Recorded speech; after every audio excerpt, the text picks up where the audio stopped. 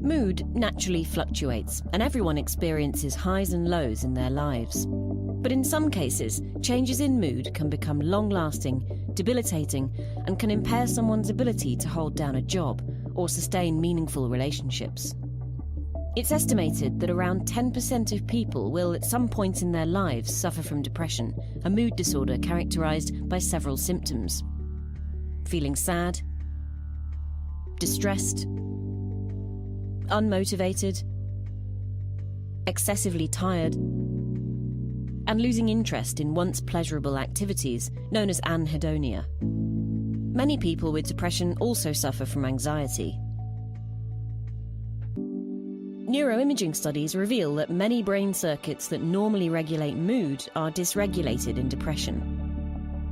Located deep within the brain, the amygdala processes highly salient stimuli such as rewards and potential threats. In depression, the amygdala is overactive and responds excessively to negative events. In turn, the amygdala connects to a set of brain regions that hone the physiological and behavioral response to emotional stimuli.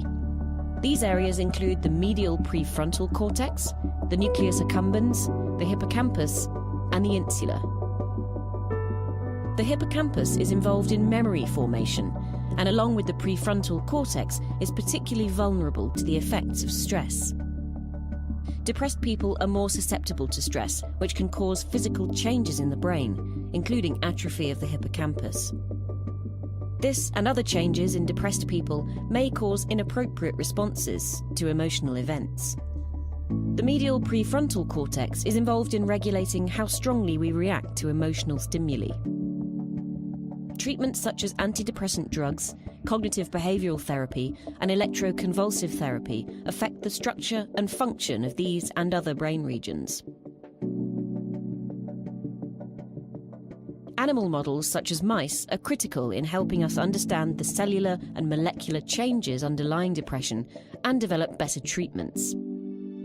Although it's impossible to know if a mouse is depressed, mice subjected to chronic stress show some symptoms similar to depressed humans, such as anxiety-like behavior, less social interaction, and a lack of interest in normally pleasurable activities. While not all human depression is triggered by stress, these models may still shed light on the biology of depression, and they're the closest scientists can get while studying mice. As with humans, chronic stress in mice can lead to atrophy of the hippocampus and prefrontal cortex. Mouse studies have also shown altered neuronal plasticity in various brain regions, including the hippocampus, prefrontal cortex, amygdala, and nucleus accumbens. In a healthy hippocampus, experiences can lead to changes in the connections between neurons, resulting in learning.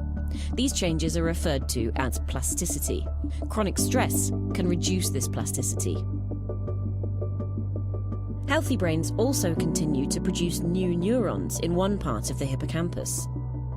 These new neurons slowly mature and integrate into the circuitry, where they have a strong effect on hippocampal activity and behavior.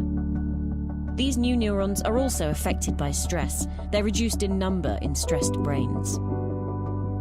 These effects may result from reduced levels of neurotrophins, proteins that increase neuronal growth and plasticity.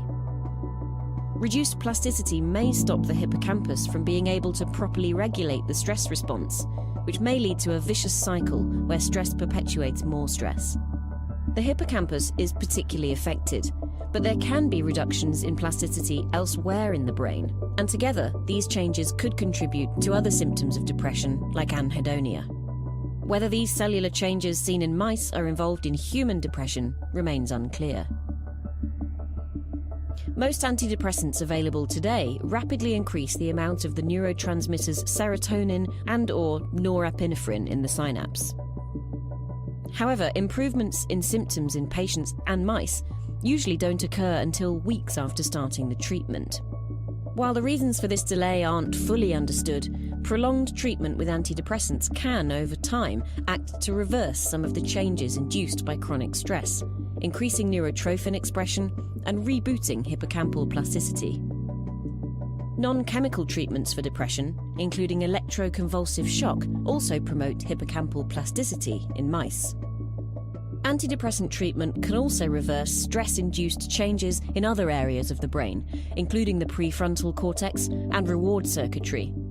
Different treatments may target different regions to improve symptoms. Recently, the drug ketamine was found to have rapid antidepressant effects in patients with depression as well as in rodent models, with effects lasting for days.